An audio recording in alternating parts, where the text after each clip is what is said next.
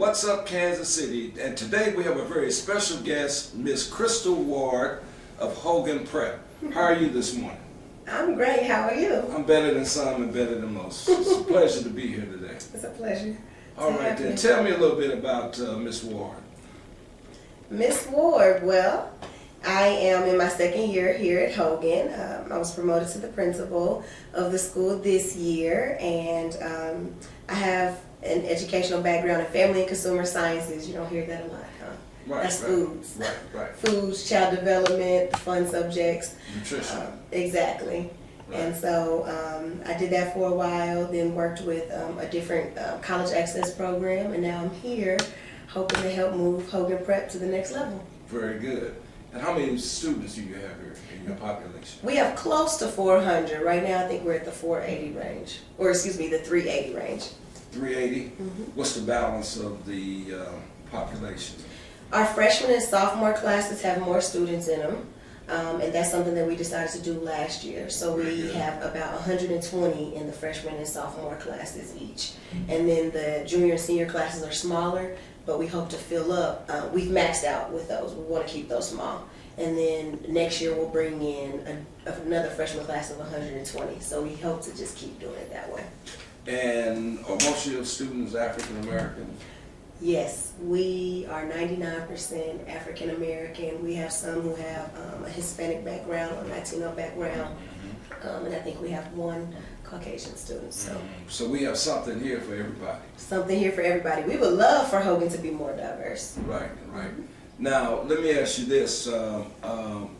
What drove you to be the principal of this wonderful school? This is a historical landmark for Kansas City. It really is. I was excited that they thought enough of me to hire me as the vice principal position last year.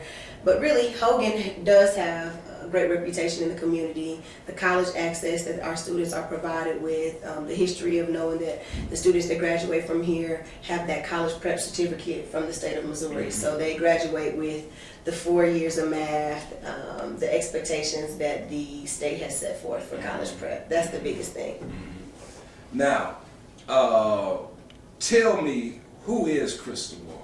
Just tell me. I want the people out there to know who you are. What do you believe in? What are your thoughts? Because unless you believe it, you can't put proper action behind it. Well, I am a young female that has always been about education. I really love working with the population that I work with for my own personal reasons. I feel that, you know, sometimes suburban schools are given opportunities that urban schools are not given. And I truly believe that students from the urban core, from this population, can be just as successful as a student that goes to a private school or, you know, a suburban school. So pretty much everything that I've done in my career has been working with students in an urban population or just trying to help students see. I really feel like my purpose in life, it might not be to be an administrator or a principal. I think it's really to help students realize their potential and push them to their highest potential, whatever that might be. Now, they say proper instruction is proper production. What do you have to say about that? Proper instruction is proper production. I think that instruction is key in the class, and it's just important for students to understand that an education is the thing that no one can take away from you. They can take your house, they can take your beings, they can take your food, but when you have that knowledge, they can't take that away from you. And so students need to understand the importance of the classroom instruction and get the most out of it. Not just coming because they have to, but trying to get the most out of it. You know, I've noticed that some of the core values of our population has been lost, and what I mean by that is that we used to be taught principles and taught about setting goals, because once you have a proper set of principles and goals, amazing things can happen. Right.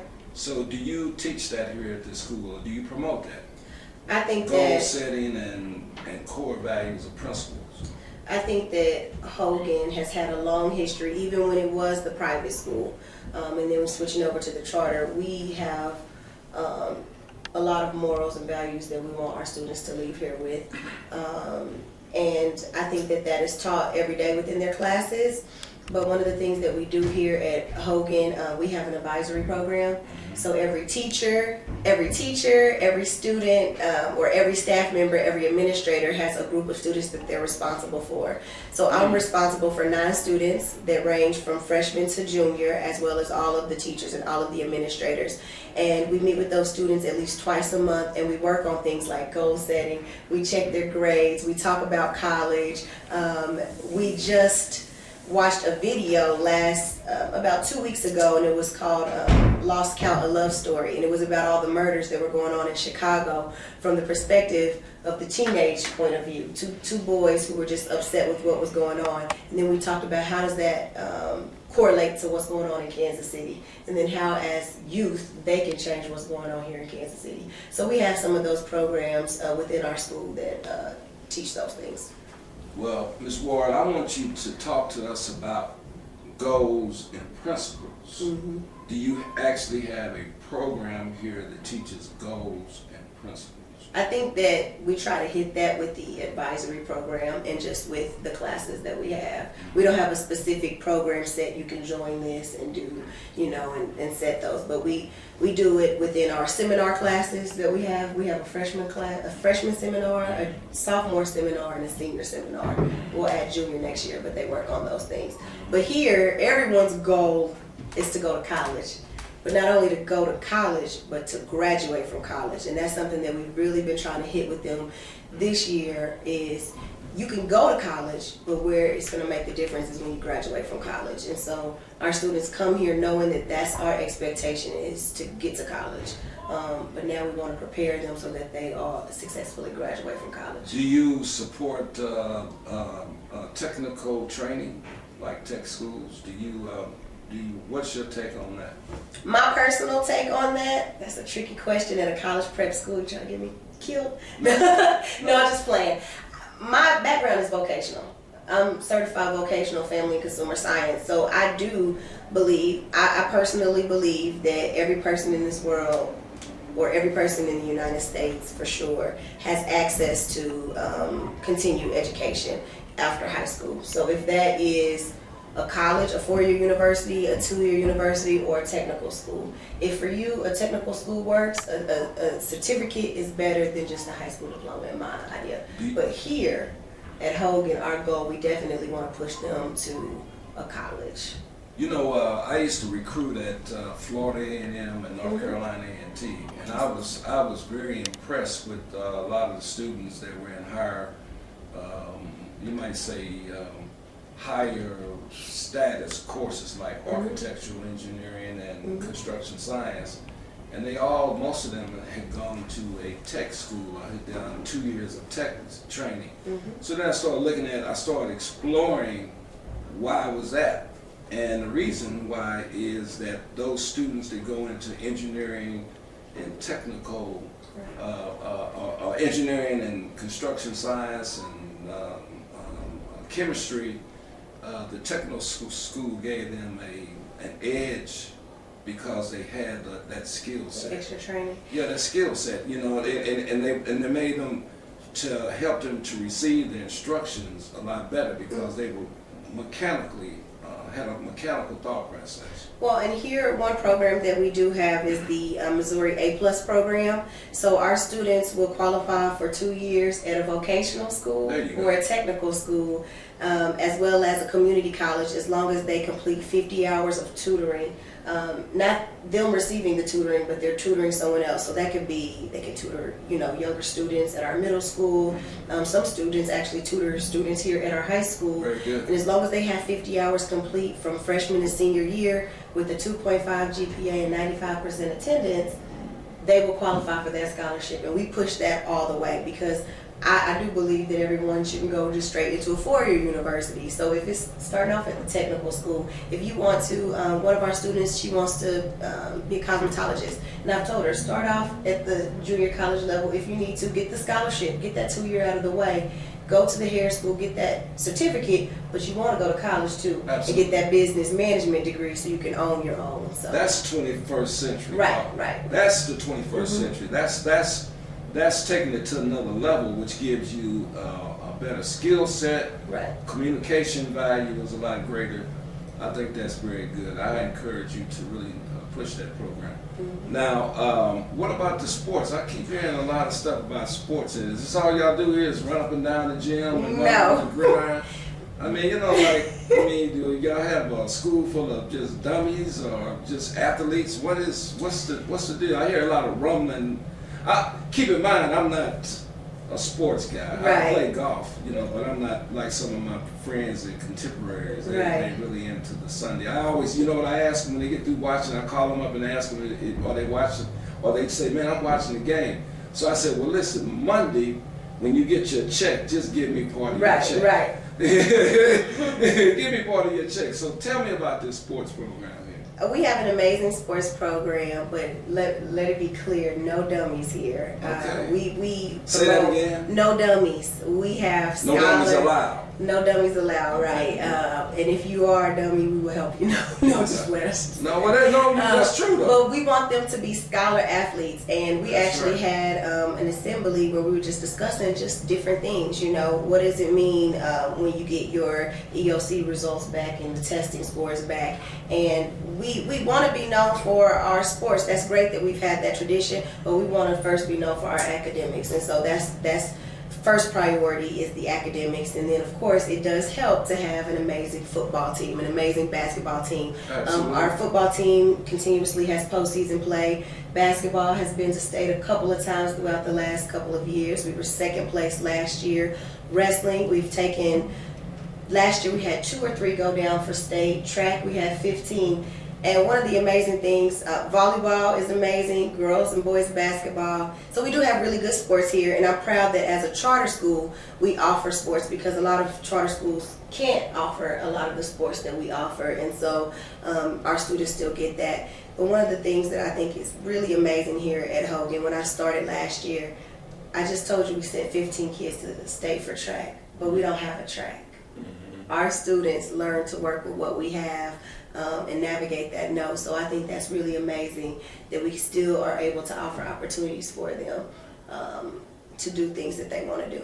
So yeah, I want students to be active in something. I don't care if it's basketball, football, a sport. We have a chess club here. We have, we just started a Spanish club. We have an art club, and I just believe that when students are involved within their school, they're more likely to graduate. How about an entrepreneur program? We don't have an entrepreneur program so far, but we do have an amazing business teacher, Miss Wright, and she teaches classes all throughout the city on how to get grants. She's received grants. Miss Wright, I know Miss Wright. She's a wonderful lady. She is, and so we have some students who work with her personally to set up, their actual development plans for their businesses and things like that. But we don't actually have a club for it. Right, I've been trying to get Miss Wright to be my customer. Okay, well, she's here. Yeah, she's a very intelligent person. Very. And very compassionate as well, and very busy. Yes, she does a lot throughout the city. Now, I see a sign up that says, once you break a trust, the damage is hard to repair. What's that all about? I'm glad you noticed the signs. I strategically post them throughout my office. I think that's important. I'm the type of person that I trust you 100% without knowing you have my trust. But once you break that trust, it's definitely hard to repair. And so I think that's important for students to just know that, people are willing to give you a shot. And it takes a lot for people to earn trust. For me, like I said, it's in the beginning. But knowing once you break that trust, you're going to have to really work to repair that relationship. I like that. I like that. You have been a resident of Kansas City. Let me say this. Here's what I'm trying to say. It's very impressive to see a Kansas City homegrown person in a leadership role. Thank you. It seems like we lost that knack to get our local people who are qualified a chance to do leadership and provide some passion. Right. Some passion and reflect that passion back to the student. And I can see that you have it. I'm very passionate about what I do. Now also they say where there's no trust, there's no relationship. That's true. All right then.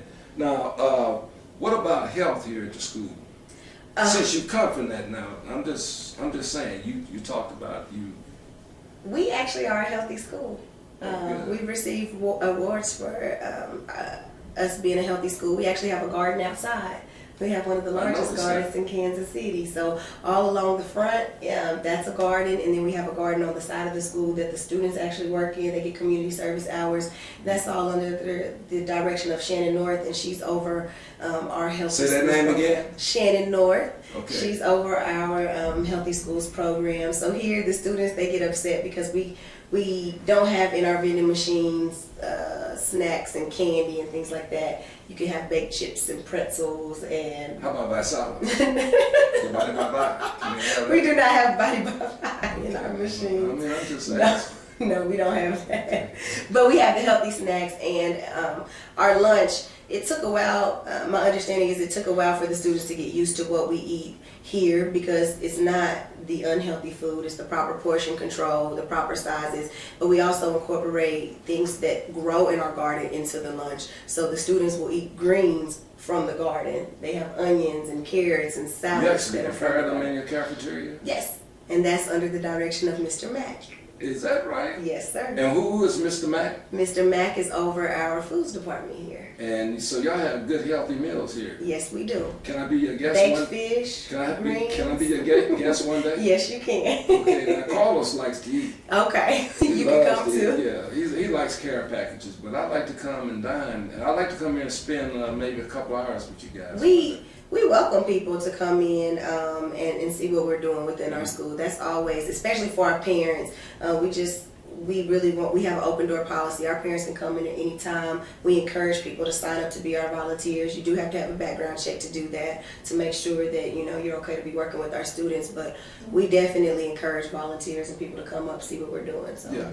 Now, let's switch it to more of a worldly or global issue. And you being an educator, and we know that you are preparing our young people to go out into the world. Mm-hmm. And so we want them to have opportunities, correct? Of course. And we like for the field to be level, right? Yes. Or at least we like to think that it's level. Right. Okay, then because perception sometimes can be a reflection like a shadow. Mm-hmm. Okay, you really don't see it. Mm-hmm. Now, on the subject of politics, and we don't want to get deep off into this, but what do you think about the representation of non-African Americans in the U.S. Senate? I think that it just displays that we still have a long way to go.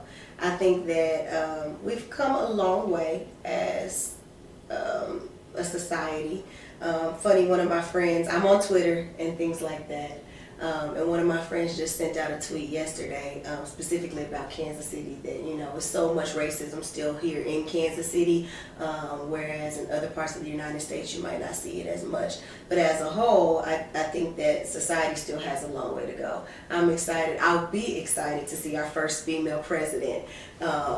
And so we just have to keep pushing for that to occur. What about the Senate? But same thing. Senate. Keep pushing for our females to have that representation within all areas of politics. Mm-hmm. Well, what's your thoughts on the financial gains of African Americans in the United States? Once again, I think that, I really love that you can see clearly that I am of a younger age. And I happen to be a black female, and I think that's very positive for my students to see, image. Yeah, positive. exactly, and that they can see that you don't have to be 100 years old to become a principal or to be in a leadership role. And so I think that the more we have the younger generation stepping up bigger, that will also allow students to say, I can do that too. So I think that people in leadership roles have to be very visible for our students to see, so that they can see that they can do the same thing. And I think that will help us to get those financial gains as well. Well, we do live in America. We live in a capitalistic society, and if you don't have any Benjamins, you're kind of out of the race. Well, listen, today has been a very exciting afternoon for me. I was not really expecting to interview this quick, but it's been a very pleasurable one, and we wish the very best for you.